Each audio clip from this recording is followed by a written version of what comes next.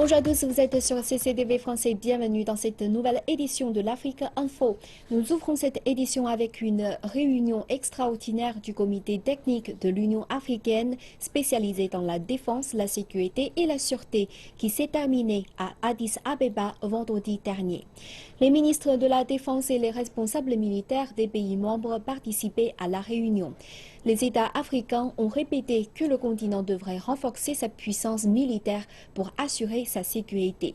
Ceci afin de fournir des solutions africaines aux problèmes de sécurité du continent. Des rapports ont été établis sur les exercices militaires à Mani en Afrique du Sud il y a 2 mois qui réunissaient des troupes de différents pays d'Afrique. L'Union africaine fait savoir qu'elle se heurte à une certaine résistance de certains de ses membres qui estiment que le déploiement de soldats au Burundi devrait être retardé. Le Conseil de paix et de sécurité de l'Union africaine avait proposé d'envoyer 5000 militaires, policiers et autres au Burundi. En dépit de l'objectif consistant à protéger les populations civiles de l'aggravation des violences, le gouvernement de Bujumbura ainsi que d'autres nations africaines semblent peu enclins à accepter cette proposition. Ce travail a commencé il y a quelque temps et normalement nous le terminerons avec la Force d'Afrique de l'Est et les Nations Unies. D'après l'Union africaine, le continent possède les ressources permettant le déploiement au Burundi. Elle appelle ses membres à la coopération pour permettre la réussite de la mission. Je pense que les pays africains, à leur façon, devraient être capables de remplir les conditions. Certains pourraient fournir des soldats, d'autres du personnel de santé et d'autres encore des officiers de police. Ainsi, la capacité est potentiellement présente. Il s'agit de travailler à une mission précise. Par ailleurs, l'Union africaine doit faire face à la résistance de certaines zones. La Tanzanie et le Soudan ont exprimé des inquiétudes concernant ce déploiement. Le ministre soudanais de la Défense, Yahya Mohamed, a déclaré que malgré l'insatisfaction du Soudan au sujet du projet de l'Union africaine au Burundi, son pays y participera en dépêchant des observateurs militaires et des civils dans le cadre de cette mission. Le Soudan reste engagé dans l'ensemble des activités de paix et de sécurité en Afrique. Il a déjà annoncé qu'il accepte de mobiliser 120 observateurs militaires et autres civils de compositions variées qui intégreront la force d'Afrique de l'Est. Alors que l'Assemblée de l'Union à Addis Abeba aura lieu à la fin du mois, les responsables de l'Union africaine ont des difficultés à proposer un projet concret visant à soutenir le déploiement des troupes au Burundi. Lors de cette assemblée, un forum avec le président Pierre Nkurunziza ou avec ses principaux conseillers aura lieu. Il sera peut-être l'occasion d'exprimer son opposition à ce déploiement. Les habitants du Burkina Faso ont demandé un renforcement de la sécurité après que des militants d'Al-Qaïda ont pris d'assaut un hôtel de la capitale et fait au moins 28 victimes. La sécurité, il faut qu'on renforce la sécurité de plus. Il n'y a pas beaucoup de sécurité dans notre pays. Tout le monde peut rentrer dans notre pays comme ils veulent. Le nord, le sud, à l'est, à l'ouest. Il faut qu'on renforce la sécurité. C'est des étrangers qui nous font manger au Burkina. On n'est pas aucun truc pour se défendre. Si les étrangers fuient nous laisser, on fait comment? Donc il faut qu'il n'a qu'à prendre tous les moyens pour défendre Burkina Faso. Les jeunes Burkina Faso, on demande pardon aux autorités burkinabées pour qu'on n'a qu'à prendre tous les moyens, toutes les autres ressources pour défendre la vie burkinabé. D'accord. Voilà. Les forces de sécurité ont repris l'hôtel Splendide assiégé à Ouagadougou, un jour après que des combattants d'Al-Qaïda y ont pénétré vendredi. Des étrangers originaires de moins 18 pays ont été tués. Cette nation sans accès à la mer a été largement épargnée par la violence qu'ont connue les pays voisins. Un analyste déclare que l'éviction du président du Burkina Faso, Blaise Compaoré, a pu être l'une des raisons de l'attaque car cela a mis un terme à une relation favorable entre le Burkina Faso et plusieurs groupes militants.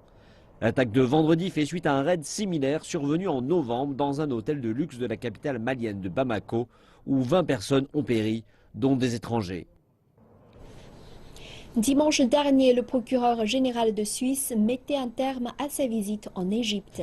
Le responsable suisse s'est entretenu avec les autorités égyptiennes, évoquant les biens du président déchu Hosni Moubarak. On estime à 600 millions de dollars la valeur des actifs de l'ex-dirigeant en territoire helvétique, une somme que l'Égypte réclame. Il y a 5 ans, en Égypte, Hosni Moubarak était renversé de son poste de président. Auparavant, l'homme s'était maintenu au pouvoir pendant des dizaines d'années, une période au cours de laquelle il a amassé une fortune. La plupart de ses biens sont à l'étranger. À ce jour, l'Égypte n'est pas parvenue à récupérer quoi que ce soit. D'après certains analystes, la venue de cette personnalité suisse pourrait annoncer quelques changements. La venue du procureur général de Suisse est une très bonne chose, même si elle est tardive. Mais je pense qu'avec les derniers jugements, les efforts s'accentuent pour obtenir les actifs bloqués en Suisse. C'est une bonne nouvelle, mais selon moi, cela prendra encore du temps. Les actifs égyptiens à l'étranger représentent plusieurs milliards de dollars et pour un gouvernement qui fait face à plusieurs difficultés d'ordre économique, ces fonds pourraient être utiles. C'est bien et important pour pouvoir récupérer l'argent. Il existe des comités qui en ont la responsabilité. Ils devraient agir discrètement et négocier avec leurs homologues à propos de ce dossier. Cet argent profitera au gouvernement qui en a besoin pour investir. Cependant, les tribunaux européens restent dans l'attente de jugements finaux. Ils sont en effet nécessaires pour prouver que cet argent a quitté le pays en toute illégalité. Une procédure qui peut se prolonger plusieurs années encore. Mais cette fois-ci, il existe une lueur d'espoir. La semaine dernière, Hosni Moubarak était condamné à 3 ans de prison pour détournement de fonds dans le dossier des palais présidentiels. Une décision qui pourrait accélérer les procédures de restitution de 600 millions de francs suisses qu'Hosni Moubarak a déposées dans la Confédération. Les partis politiques du Soudan du Sud s'enregistrent avant les élections de 2018, date à laquelle le gouvernement d'unité nationale prendra fin. Le président du parti au pouvoir, Salva Kiir, a enregistré son parti, à savoir le Mouvement populaire de libération du Soudan, au conseil du parti politique dans la capitale Juba. Le parti de l'opposition, dirigé par Riek Machar, enregistrera peut-être son propre parti. Un vent de changement politique souffle en Soudan du Sud. Au mois d'octobre dernier, le conseil du parti politique a choisi la date du 15 janvier 2016 comme date butoir pour que les partis existants s'enregistrent officiellement.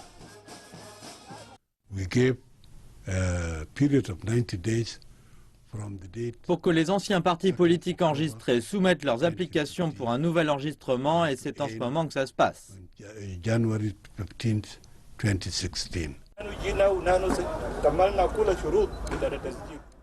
Nous sommes venus avec toutes les exigences de l'inscription. Nous espérons qu'au moment des élections, nous gagnerons en tant que nouveau parti. Jusqu'à présent, 12 partis politiques ont soumis leur application, mais le principal parti de l'opposition, dirigé par l'ancien vice-président Riek Machar, considère de s'enregistrer avec un nouveau parti politique. Nous pouvons toujours établir un dialogue sur cette question afin d'essayer et d'unifier le parti du Mouvement populaire de libération du Soudan à nouveau. Cependant, si nous échouons, nous serions éjectés automatiquement et il faut que nous réfléchissions à cela. Selon le président Salva Kiir, une nouvelle inscription permet de préserver la direction du parti du Mouvement populaire de libération du Soudan en forçant l'opposition à former un nouveau parti avant les élections. Au Nigeria, la lutte contre la corruption a permis de recouvrir plusieurs milliards de dollars d'argent public. Le porte-parole du président a déclaré que le gouvernement avait tenu sa promesse d'éradiquer la corruption.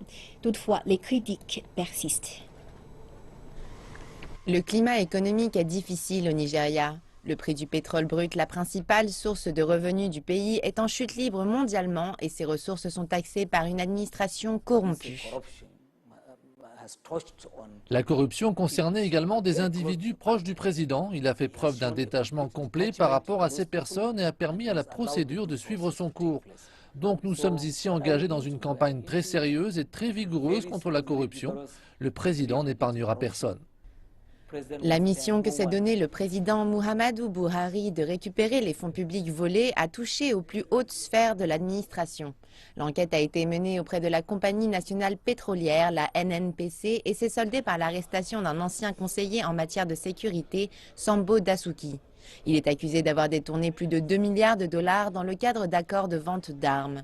À l'heure actuelle, il plaide non coupable. Le porte-parole du président rappelle qu'il ne s'agit pas ici d'une campagne menée seulement à l'encontre des membres de l'opposition. Le président a montré qu'il ne craignait d'inculper personne dans le pays. L'opposition pense qu'elle est visée par cette campagne, mais tout cela a une explication logique. Ils viennent de terminer leur mandat. Or, les fonds publics que nous récupérons dans notre combat contre la corruption, nous les récupérons auprès des personnes qui faisaient récemment partie du gouvernement. Malgré tous les efforts déployés, même les partisans de cette campagne anticorruption reconnaissent qu'une relance économique du pays nécessiterait des mesures complémentaires. Pour l'instant, les mesures gouvernementales ont pris pour cible principale la corruption. C'est bien, mais il ne faut pas oublier que nous avons une monnaie qui dégringole à l'heure actuelle et rien de concret n'a été mis en place pour pallier à cela. Les personnes corrompues vont être poursuivies en justice, mais ce n'est pas suffisant. La corruption est un phénomène persistant au Nigeria et son éradication demandera un travail de longue haleine. Les autorités gouvernementales constatent que la corruption a significativement diminué depuis l'entrée en fonction du président Buhari. Bien que la campagne s'avère efficace sur le territoire national, la plupart des fonds détournés se trouvent encore hors de portée du gouvernement dans des comptes bancaires à l'étranger. Rendons-nous encore une fois en Afrique du Sud où l'art du fil de fer revêt une dimension différente grâce à l'aide de composants et circuits électroniques bon marché. Un groupe d'artistes a réussi à créer une collection entière de fils de fer qui marchent et qui chantent.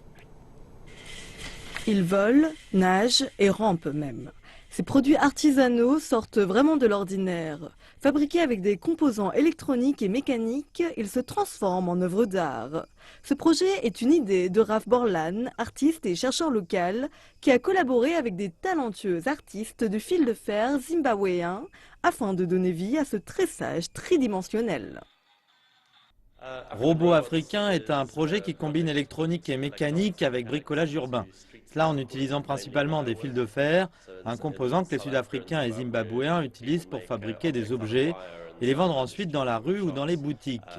Ces objets sont généralement statiques et j'ai pensé que cela serait génial d'incorporer l'électronique et la mécanique pour les faire bouger. Le projet se focalise particulièrement sur le tressage de fils de fer en utilisant des matériaux peu coûteux comme des clôtures et à partir de composants de base, ils ont réussi à créer une collection de sculptures interactives. Ils sont exposés à Muti, galerie d'art à Cape Town. De plus, les artistes se sont inspirés de thèmes locaux. Nous nous focalisons essentiellement sur les animaux africains tels que les oiseaux. Par exemple, les tourneaux à ailes rouges et noires de Cape Town, qui, comme les corbeaux, sont une espèce d'oiseau très intelligente. On a pensé que cela pourrait faire un bon thème. Il existe bel et bien une histoire de création jouets mécaniques en forme d'oiseau. Les artistes du fil de fer zimbabwéens se sont forgés une solide réputation pour leur savoir-faire. Toutefois, l'intégration de l'électronique à leur artisanat était un nouveau concept pour eux. C'est une nouvelle forme d'art dans le sens que je dois maintenant fabriquer des circuits électroniques au lieu d'en acheter et en faire des œuvres d'art. Travailler sur ce projet m'a vraiment aidé dans la vie, parce que je ne savais pas comment assembler des composants, fabriquer un circuit ou même juste souder. En gros, tout ce qui est en rapport avec l'électronique. Travailler sur ce projet m'a vraiment aidé. Pour le moment, contrairement à l'abondance de talents qui m'entourent, mon incapacité à apporter de la vie à mon art, Spaceship, signifie que je devrais probablement continuer mon travail normal. Si vous êtes passionné de bande dessinée, il est probable que vous avez lu Superman ou Batman dont les héros ne sont plus à présenter. Aujourd'hui, une start-up de dessin animé au Nigeria a créé sa propre version de super-héros africains, une version essentiellement destinée à un public africain qui gagne néanmoins de plus en plus en popularité au-delà du continent. Guardian Prime est plutôt une version nigériane de la célèbre bande dessinée occidentale Superman. Le premier personnage est un créateur de mode de 25 ans qui a pour mission de défendre et de protéger le Nigeria et d'en faire une société meilleure. Hilda Avonome est un autre personnage qui se sert de ses pouvoirs spirituels pour protéger les plus faibles.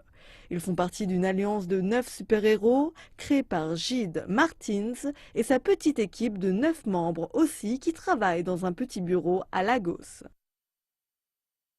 I grew up consuming loads of comics.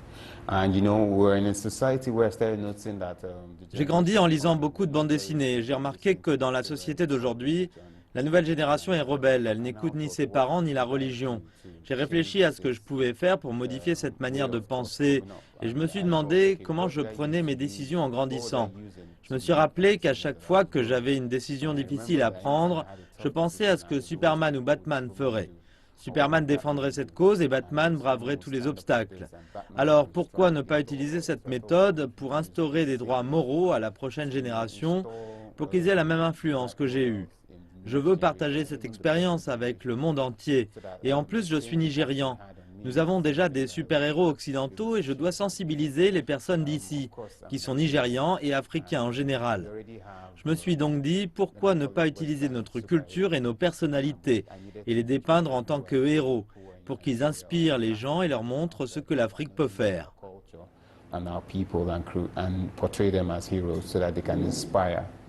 L'Afrique n'est pas seulement intéressée par les bandes dessinées de cette petite salle.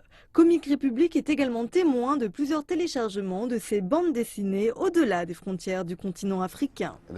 We had 32,000 downloads, which was an improvement from 28. Nous avons 32 000 téléchargements, ce qui est une amélioration par rapport aux 28 000 téléchargements du mois de décembre. En fait, la plupart de nos téléchargements proviennent des États-Unis. Ils représentent 40%, 30% du Nigeria et 20% du Royaume-Uni. Les Philippines, Taïwan, le Zimbabwe et l'Afrique du Sud se partagent les 20% restants. Philippines, Taiwan, Zimbabwe, South Africa share the rest 20%. C'est une importante étape pour l'entreprise qui a à peine 2 ans. Ils font d'abord une esquisse des bandes dessinées sur du papier, ensuite elles sont scannées dans un ordinateur, d'où l'ensemble du travail numérique est fait pour obtenir un produit finalisé. Ils sont ensuite téléchargés vers le secteur du site de l'entreprise et mis gratuitement à la disposition du public. Nos bandes dessinées sont numériques et plus facilement accessibles numériquement et plus faciles à lire aussi. Le scénario que nous avons créé touche un plus large groupe de personnes qui ne lisent pas de bandes dessinées habituellement. Ils téléchargent et lisent nos bandes dessinées et ont compris le message que nous voulons faire passer. Grâce au téléchargement gratuit, Comic Republic s'en sort tout juste. Cependant, Jide et son équipe pensent que l'horizon sera glorieux. De nombreuses entreprises étrangères nous ont fait des propositions. Nous avons même reçu une proposition cinématographique. Nous avons un accord d'impression avec une entreprise aux États-Unis. Ils souhaitent commencer à imprimer nos bandes dessinées et les distribuer dans le monde entier.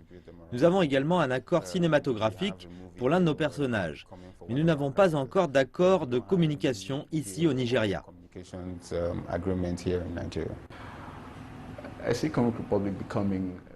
Je pense que Comic Republic deviendra un nom connu de tous et jouera un rôle qui aidera à changer l'industrie de la bande dessinée au Nigeria, mais aussi en Afrique et dans le monde entier. Et ce, en donnant une voix à l'Afrique qui n'a jamais été entendue auparavant. C'est le rêve qu'ils partagent tous et qu'ils ont l'intention de poursuivre avec beaucoup plus d'intensité en créant toujours plus de super-héros nigérians et africains.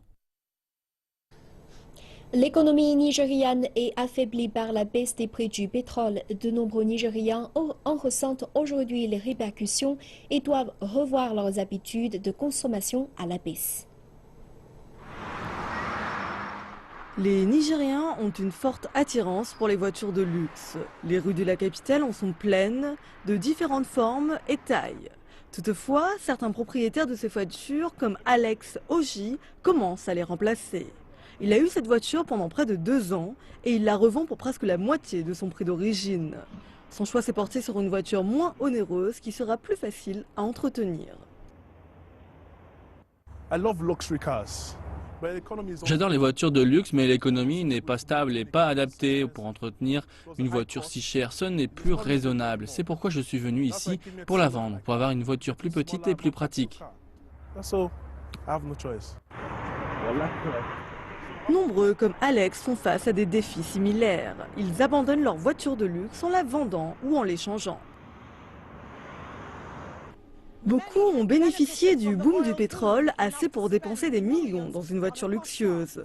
Mais dernièrement, le manque de liquidité dans le pays s'est fait ressentir et les prix du pétrole, qui est vital pour l'économie du pays, sont tombés à 32 $ le baril. Et les acheteurs traditionnels recherchent des alternatives aux revendeurs de brut. La situation n'est pas meilleure pour les concessionnaires qui ont beaucoup de stocks. Nous avons ce problème dans le système où les gens rapportent leur voiture d'une valeur de 8 millions de naira. Que se passe-t-il avec l'économie maintenant? Les gens ramènent leurs voitures pour les vendre. C'est juste parce qu'il n'y a plus d'argent en circulation. Et les ventes sont au plus bas. Le taux de vente est très bas. Pourquoi? Parce que les gens ont peur. Par exemple, j'ai cette voiture que je vends pour 14 millions et 14 millions de naira, ce n'est pas une petite somme. Nous manquons vraiment de clients à présent. La baisse dans le patronage a rendu les opérateurs inquiets. Même s'ils ne savent pas quand la situation va changer, ils espèrent que ce sera pour bientôt et que les affaires reprendront très vite. Et voilà, c'est la fin de cette édition. Merci de votre fidélité. À très bientôt sur CCTV Français.